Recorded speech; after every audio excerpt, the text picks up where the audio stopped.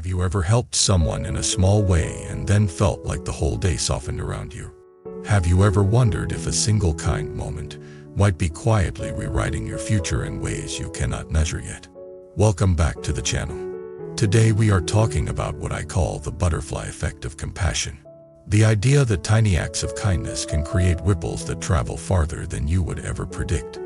And we are not just talking about being nice for a warm feeling. We are talking about karma in its real meaning, cause and effect, and how compassion becomes a practical way to reshape the path your life keeps walking. If you stay with me, I want you to leave with two things. First, a new way to see small moments as destiny-shaping moments, not because the universe is judging you, but because your mind and your relationships are built out of tiny, repeated choices. Second, a simple practice you can use in the next 24 hours that makes compassion feel less like a moral duty and more like a skill, a form of spiritual strength, the kind that turns you from a person who reacts to life into a person who responds to life. Now let us start with the invisible ripples of kindness. I want to take you back to a moment in history that sounds almost too simple to matter. The kind of moment people usually do not write down because it looks ordinary. A traveler is hungry. A stranger offers food. A few hours later, a life is spared. Years later, a community is protected. Decades later, a whole movement exists because of a chain of help that began with someone choosing generosity over indifference. We tend to imagine history changing through speeches, wars, giant inventions, big dramatic decisions. But if you zoom in close, history often changes through small human moments. Someone pauses. Someone listens. Someone shares. Someone refuses to harden their heart. Someone is moved by compassion and does one small thing. The twist is that most of the time, the person doing the small thing has no idea what they just set in motion. That is why I call it the butterfly effect of compassion. A tiny movement, a gentle wing beat, can amplify through the system of human life and become a storm of change somewhere else. And before you think I am only talking about grand stories, I want to bring it to your life right now. I want you to remember a day when you were stressed. Maybe you were tired. Maybe you felt unseen. Maybe you felt like the world was moving too fast and you were behind. Then someone did something small. They held a door. They let you merge in traffic. They smiled like they actually saw you. They said your name kindly. They did not rush you. They helped you carry something heavy. They looked you in the eyes. They treated you like you mattered. Even if that moment lasted 2 seconds, it changed your day. Not because it solved your entire life, but because it shifted your nervous system. It reminded your mind that the world is not only danger and pressure. It reminded your heart that you are not alone. That is a ripple. Now here is the deeper implication. If a small act can change your state in a moment, then repeated small acts can change your identity over time. And if your identity changes, your destiny changes. Because the future is built on what you repeatedly become. This is where karma enters the conversation in a clean, practical way. Karma is not a cosmic judge. Karma is not a scoreboard. Karma is not the universe keeping receipts like a strict accountant. Karma is cause and effect. The way intention and action create momentum. The way momentum becomes habit. And the way habit becomes the shape of your life. Compassion is a kind of karmic technology. I know that phrase sounds strange, but stay with me. Technology is simply a tool that reliably produces an outcome when used correctly.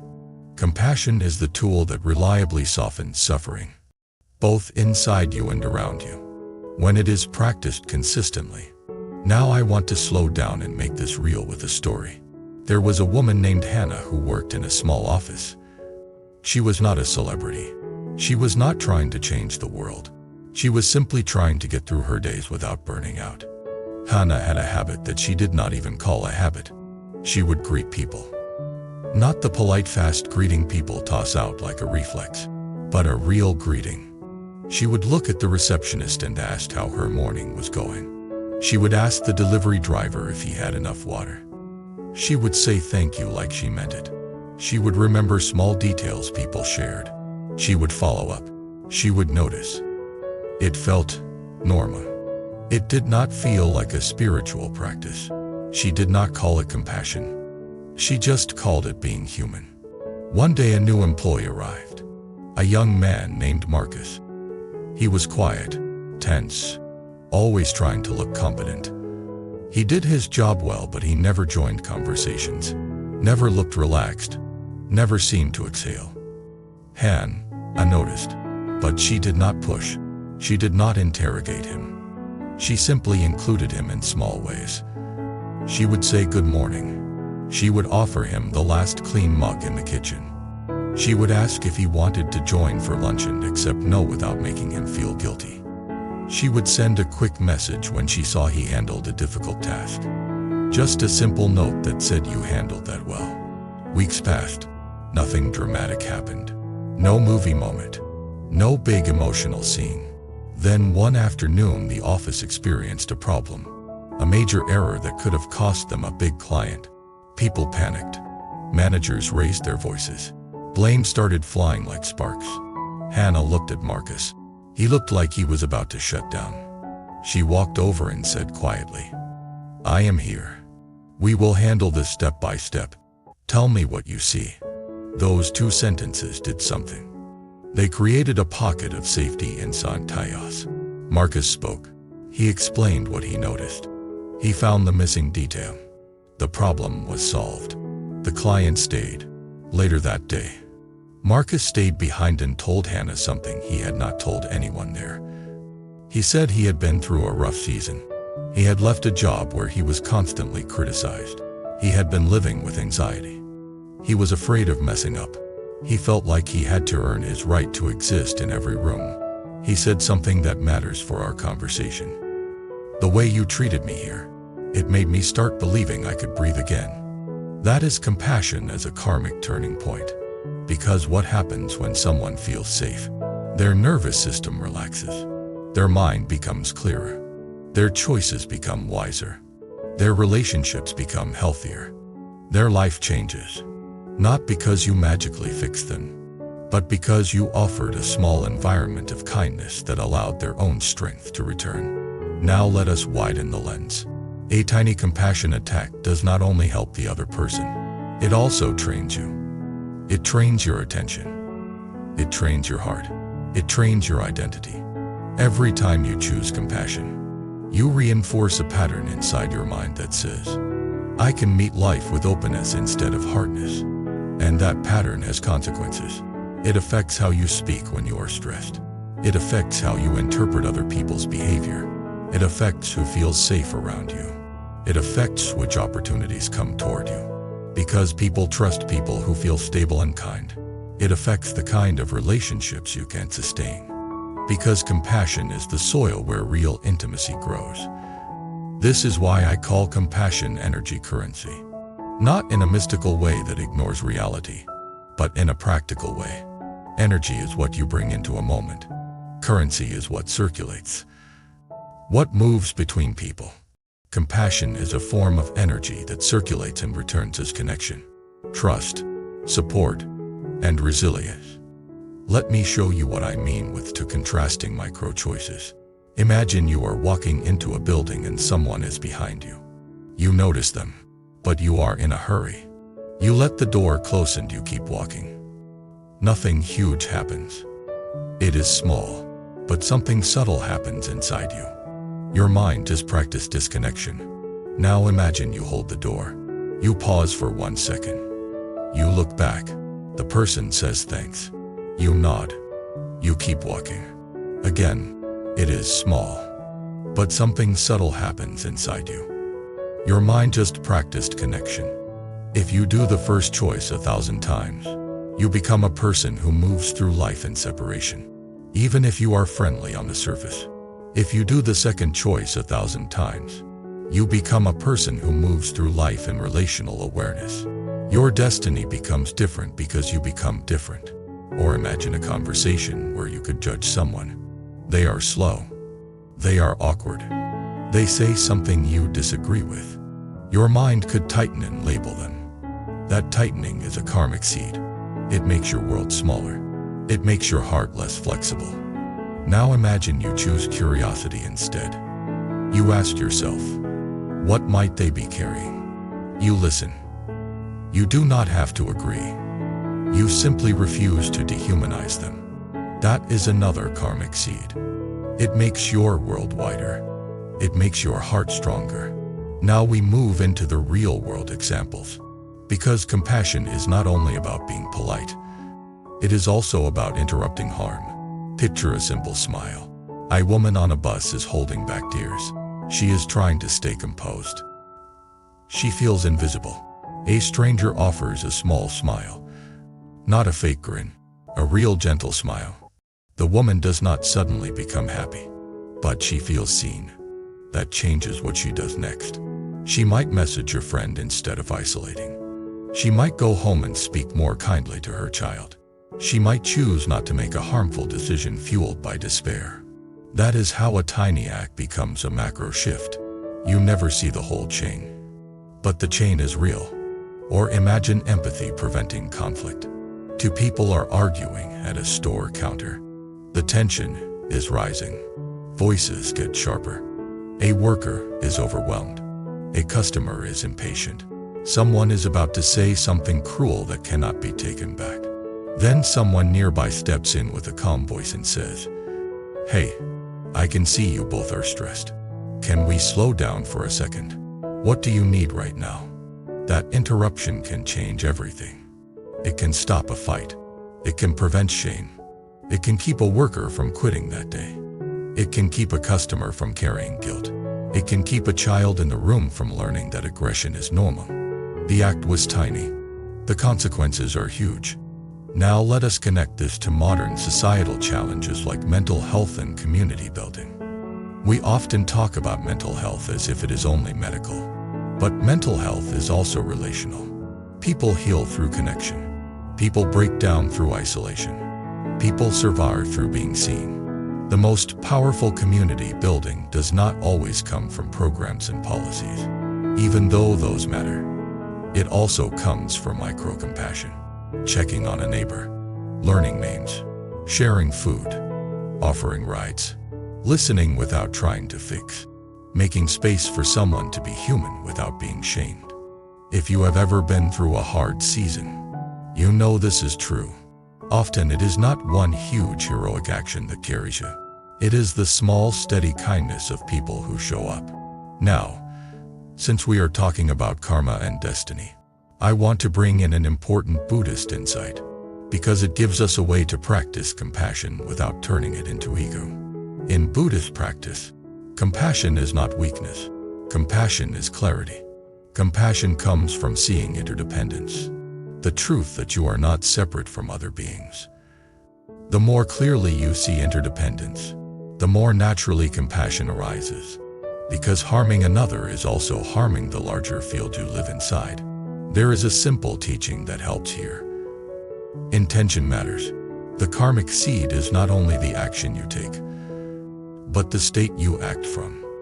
If you help someone in order to look good, you plant a seed of ego and attachment. If you help someone because your heart recognizes shared humanity, you plant a seed of liberation. This is why compassion is also a path of awakening. It reveals what is driving you. It invites you to purify your motives gently. It invites you to practice right intention. The intention to reduce suffering, to speak with truth, to live with awareness. Now let us talk about the feedback loop of fortune, because this is where many people get confused and either become cynical or superstitious. Some people say, "I tried being kind and nothing came back." Other people say, "If I am kind, the universe must reward me." Both perspectives miss the deeper mechanism. Compassion is not a vending machine. You do not put kindness in and demand a specific result out. That is attachment to outcome. And attachment creates suffering. But compassion does create a feedback loop in a real way, because it changes conditions. When you practice compassion consistently, you become more regulated. When you become more regulated, you make better decisions. When you make better decisions, you reduce preventable suffering.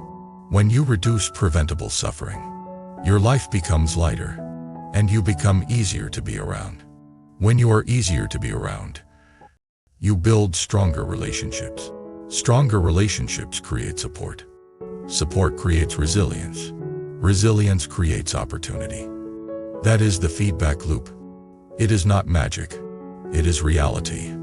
There is also a neuroscience layer here, but I want to keep it simple.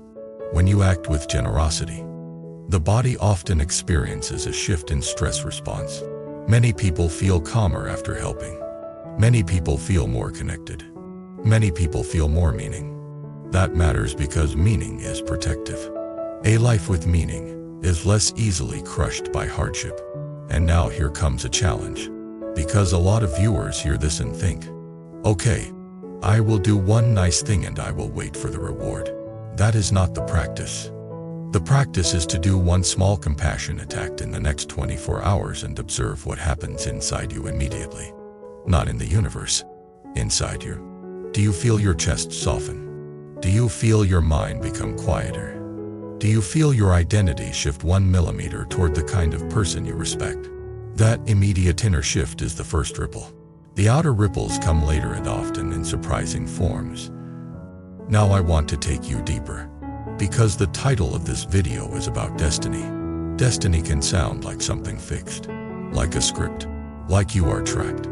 But there is another way to understand destiny. Destiny is what becomes likely when you repeatedly choose the same types of actions and the same types of thoughts. If you repeatedly choose resentment, your destiny becomes more conflict.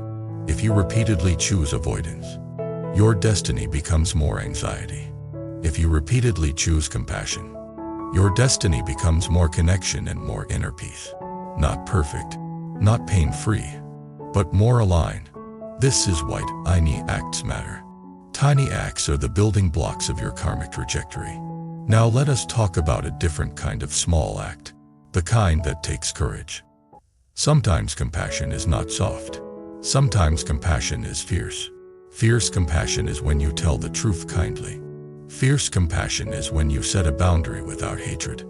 Fierce compassion is when you refuse to participate in cruelty, even if it would make you fit in. Fierce compassion is when you forgive, not because the other person deserves it, but because your heart deserves freedom. A lot of people think compassion means always saying yes.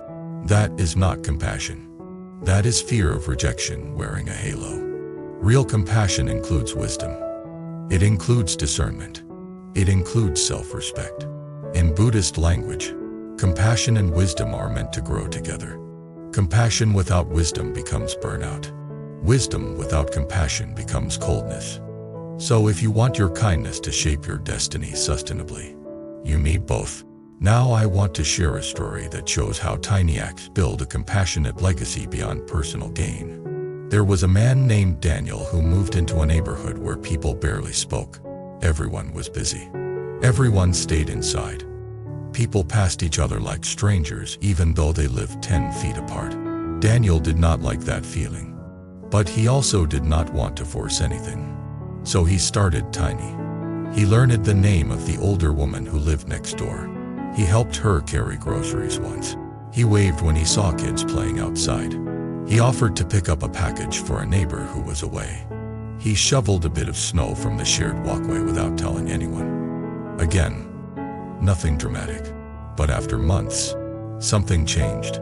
The older woman started leaving baked goods at his door. Another neighbor started offering extra produce from their garden. People began to say hello.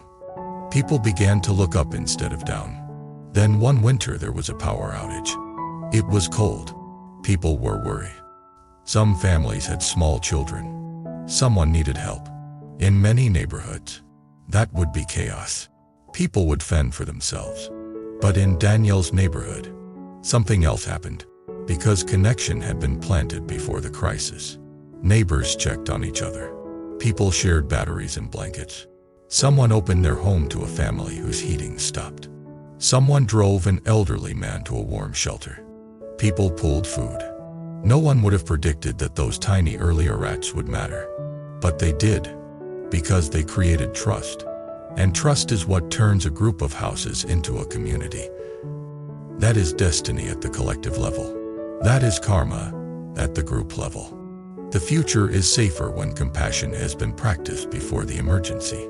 Now let us bring it back to you. You might think, I am only one person. What can I really do? That thought is understandable. But it is also the exact thought that keeps the world unchanged. Because the world is not changed by one giant hero most of the time. It is changed by millions of small compassionate decisions that shift the atmosphere of human life. And you are part of that atmosphere. You are a ripple maker, whether you mean to be or not. The question is not whether you create ripples. You do. The question is what kind of ripples you want to create. Now I want to give you something actionable. But I am going to do it in a way that feels like a story rather than a checklist. Imagine tomorrow you wake up and you decide you are going to live one day as a bodhisattva. Not as a religious identity, but as a simple intention. In Buddhist tradition, a bodhisattva is someone who commits to awakening and compassion. Someone who chooses to reduce suffering in the world while also reducing ignorance in the mind. You decide for one day that you will treat every moment as practice. You walk outside and you notice the first opportunity. Someone looks rushed. You step aside and let them pass. You say, "Go ahead." You arrive somewhere and you see a worker who looks tired. You say thank you like you mean it. You let them feel seen. You notice a friend who has been quiet lately. You send a message that does not demand anything. You simply say, "I am thinking of you." No pressure to reply. You notice your own mind judging someone. You catch it. You soften. You remind yourself, "I do not know their story." You notice your own irritation rising. You breathe. You pause. You respond without sharpness. You get home and you are tempted to scroll and numb out. Instead, you do one small thing that reduces suffering tomorrow. You prepare something. You tidy one corner. You make your space a little more peaceful. None of these are huge, but by the end of the day, you have become slightly more awake, slightly more kind, slightly more free. And here is the secret. That slight shift changes what you attract, because it changes how you show up. People respond differently to a regulated person than to a reactive person. Opportunities show up differently when your mind is clear rather than chaotic. Relationships evolve differently when you choose compassion over control. This is how you weave destiny one thread at a time. Now we are coming toward the closing. And I want to speak to the part of you that might still be skeptical or tired. Maybe you are thinking, "I have been kind before and it did not protect me. I have been generous before and people took advantage. I have been compassionate and I burned out." If that is you, I hear you. Compassion does not guarantee safety. Compassion does not prevent loss. Compassion does not mean life will never hurt you. But compassion does change the quality of your suffering. It changes whether you add hatred on top of pain. It changes whether you become bitter or become wise. It changes whether you carry your wounds as weapons or carry your wounds as understanding. In Buddhist teaching, suffering is part of conditioned existence. But the path is about reducing unnecessary suffering. Much of our unnecessary suffering comes from clinging and ignorance. Compassion reduces aversion. Mindfulness reduces ignorance. Wisdom reduces clinging. And when those three soften, your inner peace grows. I want to share a personal kind of example. Not a dramatic one, just a human one. There were times in my life when I was stressed and I would walk into a room already armored. I would not call it armor. I would call it being efficient. I would call it being focused. But really, it was a subtle hostility, a subtle closedness, a subtle "I do not have time for anyone." And what happened? People felt it. They responded with distance. Life felt colder. I felt more alone. Then, I would tell myself, "See, the world is cold." But, when I practiced tiny compassion, even when I did not feel like it, something changed. Not overnight, not like a miracle, but slowly. I would listen a little longer. I would respond a little more gently. I would notice a little more. I would let a moment be human instead of transcational. And then life started returning that energy in ways I did not predict. A stranger would help me when I dropped something. A friend would check on me at the exact right time. A conversation would open a door I did not expect. A misunderstanding would resolve because I stayed calm. A relationship would deepen because I chose patience. Again, not magic. Conditions. This is what I want you to understand. Tiny acts of compassion shape your future because they shape who you become. And who you become shapes what you do. And what you do shapes what happens next. Now let us land the plane with a lasting fart.